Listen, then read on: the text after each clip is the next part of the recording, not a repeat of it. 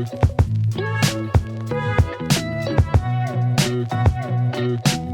morning. It is Saturday, the 28th of January 2023. It's a rainy day. I've only got about an hour this morning, maybe two, before I have to take off and get some stuff done. And there's a lot that I want to get accomplished. Yesterday, I did manage to get all of the stiffeners prepared for the rudder. It's a pretty time-consuming job, even though cutting them can go pretty quickly. Then finishing the edges, deburring, final size drilling them attached to the skin, all of that sort of stuff, getting them ready to prime. So cleaning, scuffing, whatnot, priming. That was a 6-hour session yesterday for 18 of these things. So today, this morning, with a little bit of time that I have, I'm going to get all of the stiffeners dimpled. I'm going to finish dimpling the rudder skin, attach them, cleco them together, and if time permits, maybe back rivet. I don't know if I can get that done in the amount of time that I have today. So I'll get the GoPro going here, get this done. I'm leaving town tomorrow for 5 days. So I think that even if I can't get any riveting done today, I'll have about 2 hours in the morning before I have to go to the airport. So I could potentially get it done then. Anyways, stay tuned. This actually really turned out to be a very productive session for as little time as I had. Here you see me back on that smarter, not harder train using the squeezer for dimpling, which is kind of funny because that's actually its intended purpose. You'd think I would have figured that out sooner. So I was able to get all of the stiffeners dimpled and set up for some back riveting. As a new builder, for sure, I can't say how I might feel about it in a year from now, but as a new builder, anytime you get to do riveting, it's extremely satisfying. You put so much time and effort into parts prep and mocking up and taking things back down again, assemble, disassemble, assemble, disassemble. So doing something permanent feels like you're actually getting somewhere. And thankfully, I was able to get to that point today. So everything's dimpled, with the exception of the skin. And so that's what I'm getting after here. Again, I guess you can see a little bit better now. The DRDT2 is sandwiched between the two workbenches, and you see a few inches below the top, there's a 2x4 on each side. And you saw just there, I can slide the DRDT2 back and forth very easily to vary the depth of the skin without having to hold the whole thing on my lap or in my hand. I'm really happy with how that turned out. If I did anything differently, I suppose I maybe wish that my benches were maybe 4 or 5 inches taller.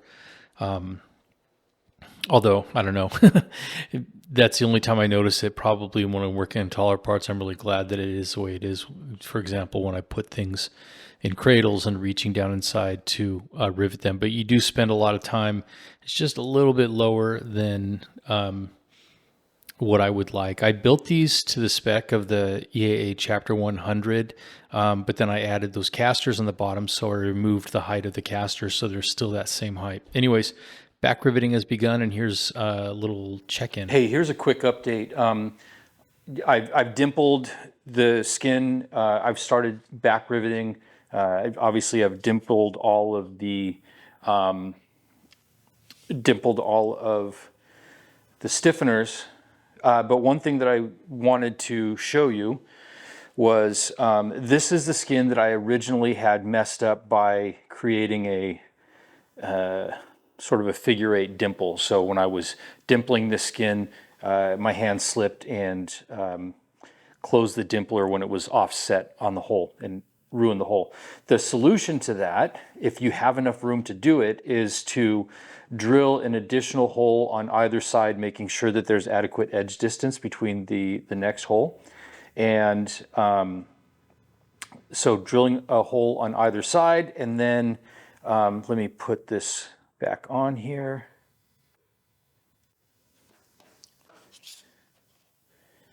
Drill a hole on the other side. And then, sorry, got to grab something.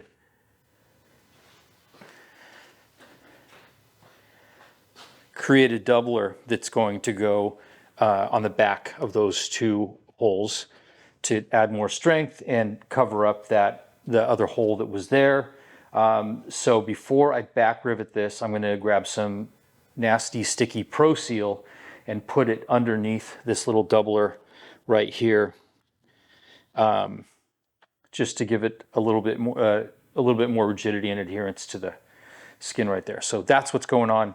I just wanted to give you a clue as to that. I had to fabricate this, and then you can see it looks a little off center because I had to clean up the edge so that it would fit snugly against the flange of the stiffener without being left off camber. That's that. Picking up where we left off, the rest of this video, the rest of this workday is just finishing up the back riveting right here.